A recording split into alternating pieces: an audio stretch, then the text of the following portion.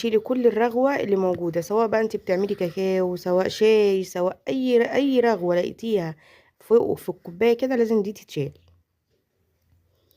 عشان يبقى الكوباية شكلها كده شيك كده وجميل ومرتب في التقديم. ماشي. فانا هنا بقى ايه، كنت خلصت خلاص صب اهوت وشلت كل الرغوة اللي موجودة.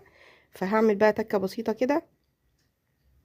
هجيب حبة كاكاو من الكيس بتاع الكاكاو، وهرشه على الوش كده، بيدي شكل بقى حلو كده، شكل جمالي يعني شيك.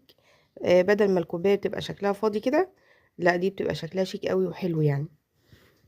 حابين تعملوا الحركه دي اعملوها، مش حابين خلاص. عايزين تحطوا شوكولاته مبشوره، عايزين تحطوا اي حاجه انتوا عاوزينها. بس انا ببسط الامور وبعمل الحاجه الاقتصاديه اللي هي تبقى في متناول الجميع. فانا بقى مش عايزه ازود بقى حاجات بقى كتير، بحيث ان ايه ما يبقاش حتى المشروب